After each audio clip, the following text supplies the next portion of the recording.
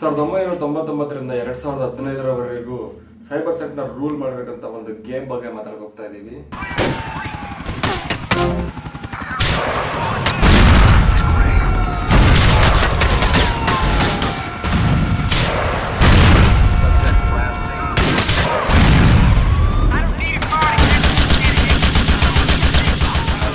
Game ಆಡೋದಕ್ಕೆ 2 hour cyber centre ಮುಂದೆ weight ಮಾಡಿ ₹10 ₹15 ಅಡ್ಜಸ್ಟ್ ಮಾಡ್ಕೊಂಡು ಜನ ಕ್ಯೂ ನಿಂತ್ಕೊಂಡು ಗೇಮ್ ಈ ಗೇಮು ಬೇರೆ ಯಾವುದು ಅಲ್ಲ, GTA Vice City. ಎಲ್ಲ ಹುಡುಗರು ಖಂಡಿತವಾಗಿ ಆಡಿರ್ತಾರೆ, ಆದ್ರೆ ಆಡದಿರೋರಿಗೆ ಅಟ್ಲೀಸ್ಟ್ ಕೇಳಿರ್ತಾರೆ ಈ ಗೇಮ್ ಬಗ್ಗೆ. ಕೆಲವ್ರಂತರೂ ಬೆಳಗ್ಗೆಯಿಂದ ಸಾಯಂಕಾಲವರೆಗೆ ಈ ಗೇಮ್ನ ಆಡ್ತಾನೆ ಇದ್ರು, ಅಷ್ಟು ಇಂಪ್ಯಾಕ್ಟ್ ಮಾಡಿತ್ತು ಈ ಗೇಮ್ ಆ ಟೈಮಲ್ಲಿ. ಜನ ಈ ಗೇಮ್ ಆಡೋದಕ್ಕೆ ಅವ್ರ ಕೆಲಸ, ಸ್ಕೂಲ್, ಕಾಲೇಜ್ ಎಲ್ಲ ಬಿಟ್ಬಿಟ್ಟು ಗಂಟೆಗಟ್ಟಲೆ ಕಾಲ ಕಂಪ್ಯೂಟರ್ ಮುಂದೆ ಕುತ್ಕೊಂಡು ಈ ಗೇಮ್ನ ಆಡ್ತಾನೆ ಇದ್ರು. ಅಷ್ಟು ಫೇಮಸ್ ಆಗಿತ್ತು ಈ ಗೇಮ್ ಆ ಟೈಮಲ್ಲಿ. ಅಷ್ಟು ಫೇಮಸ್ ಆಗಿರೋ ಗೇಮ್ನ ಯಾರು ಡೆವಲಪ್ ಮಾಡಿದ್ರು ಮತ್ತು ಇದ್ರ ಹಿನ್ನೆಲೆ ಏನಂತೆ 1965 ಸ್ಕಾಟ್ಲೆಂಡ್ ನ ಡ್ಯೂಡ್ ನಲ್ಲಿ ಡೇವಿಡ್ ಜಾನ್ಸ್ ಅವರು ಅವರ ತಂದೆ ತಾಯಿ ಮತ್ತು ಇಬ್ಬರು ಅಣ್ಣ ತಮ್ಮಂದಿರ ಜೊತೆ ಜೀವನ ಸಾಗಿಸ್ತಾ ಇರ್ತಾರೆ. ಅವ್ರಿಗೆ ಎಷ್ಟು ಬಡತನ ಇರುತ್ತೆ ಅಂತಂದ್ರೆ ಅವರು ಗೌರ್ಮೆಂಟ್ ಇಂದ ಬರ್ತಿದ್ದಂತ ಬೆನಿಫಿಟ್ಸ್ ನ ಉಪಯೋಗಿಸ್ಕೊಂಡು ಜೀವನ ಮಾಡ್ತಾ ಇರ್ತಾರೆ. ಡೇವಿಡ್ ಜಾನ್ಸ್ ಅವರಿಗೆ ಪ್ರೋಗ್ರಾಮಿಂಗ್ ಮತ್ತು ಕಂಪ್ಯೂಟರ್ ಮೇಲಿದ್ದ ಇಂಟ್ರೆಸ್ಟ್ ನೋಡಿ ಇಷ್ಟು ಕಷ್ಟದಲ್ಲಿ ಕೂಡ ಅವ್ರ ತಂದೆ ತಾಯಿ ಅವ್ರಿಗೆ ಎಂಕರೇಜ್ ಮಾಡ್ತಾನೆ ಬರ್ತಾರೆ. 1987ರಲ್ಲಿ ಡೇವಿಡ್ ಜಾನ್ಸ್ ಅವರು ಅವ್ರ ಫ್ರೆಂಡ್ ಜೊತೆ ಸೇರ್ಕೊಂಡು ಒಂದು ಸ್ವಂತ ಕಂಪ್ನಿನ ಸ್ಟಾರ್ಟ್ ಮಾಡ್ತಾರೆ.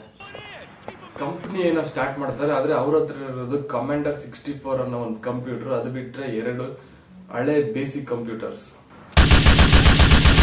ನಂತರ ಅವರು 1991ರಲ್ಲಿ ಲೆಮಿಂಗ್ಸ್ ಅನ್ನೋ ಒಂದು ಗೇಮ್ ರಿಲೀಸ್ ಮಾಡ್ತಾರೆ. ಅದು ಆವರೇಜ್ ಸಕ್ಸಸ್ ಆಗಿ ಅಲ್ಲಿ ಕೆಲಸ ಮಾಡ್ತಿದ್ದ ಒಬ್ಬೊಬ್ರಿಗೂ ಸಂಬಳ ಕೊಡಕ್ಕೂ ಆಗ್ತಾ ಇರಲ್ಲ ಅವ್ರಿಗೆ.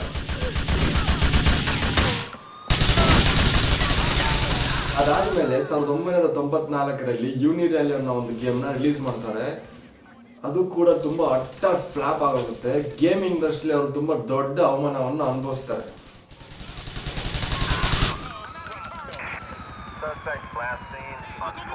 ಆದ್ರೆ ಅವರು ಎಲ್ಲೂ ಕೂಡ ಹೋಪ್ಸ್ ಕಳ್ಕೊಳ್ಳೋದೇ ಇಲ್ಲ. 1965ರಲ್ಲಿ GTA grand theft auto release ಮಾಡ್ತಾರೆ.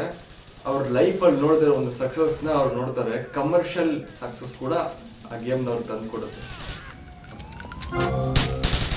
1996ರಲ್ಲಿ BGM ಅನ್ನೋ ಒಂದು ಕಂಪ್ನಿ ಜೊತೆ ಟೈ ಅಪ್ ಮಾಡ್ಕೊಂತಾರೆ. ಅದಾಗಿ 1 ವರ್ಷ ಆದ್ಮೇಲೆ ಆ ಕಂಪ್ನಿನ ರಾಕ್ ಸ್ಟಾರ್ ನಾರ್ತ್ ಅನ್ನೋ ಒಂದು ಕಂಪ್ನಿಗೆ ಸೇಲ್ ಮಾಡ್ತಾರೆ. ಯಾಕಂದ್ರೆ ಅವರು ಫಿಲ್ಮ್ ಮತ್ತು ಟೆಲಿವಿಷನ್ ಮೇಲೆ ಫೋಕಸ್ ಮಾಡ್ತಾರೆ.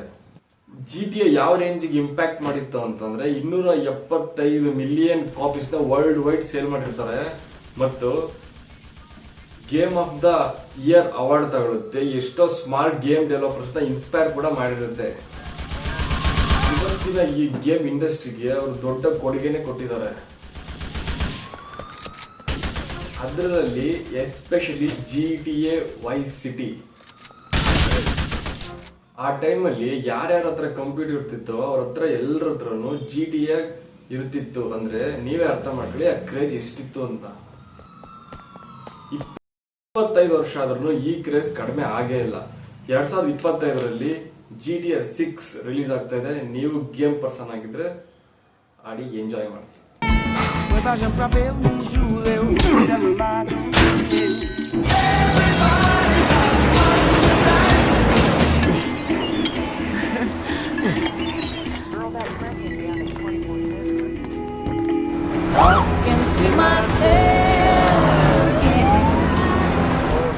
I'm here for Lucia Caminos. She's supposed to be getting out. What's your name? Jason Duval. I've seen you here before. ನೀವು ಏನಾದರೂ ಈ ಗೇಮ್ನ ಆಡಿದ್ರೆ ನಿಮ್ಮ ಎಕ್ಸ್ಪೀರಿಯನ್ಸ್ ನ ಕಮೆಂಟ್ ಮೂಲಕ ತಿಳಿಸಿ. ನಿಮಗೆ ಬೇರೆ ಯಾವ್ದಾದ್ರು ಗೇಮ್ ಬಗ್ಗೆ ಇನ್ಫಾರ್ಮೇಶನ್ ಬೇಕಾಗಿದ್ರೆ ದಯವಿಟ್ಟು ಕಮೆಂಟ್ ಮಾಡಿ, ನಾನು ಆ ವಿಡಿಯೋನ ಮಾಡ್ತೀನಿ. ಈ ವಿಡಿಯೋ ನಿಮ್ಗೆ ಇಷ್ಟ ಆಗಿದ್ರೆ ಲೈಕ್ ಮಾಡಿ, ಶೇರ್ ಮಾಡಿ, ಕಮೆಂಟ್ ಮಾಡಿ, ಸಬ್ಸ್ಕ್ರೈಬ್ ಮಾಡ್ಕೊಳ್ಳಿ.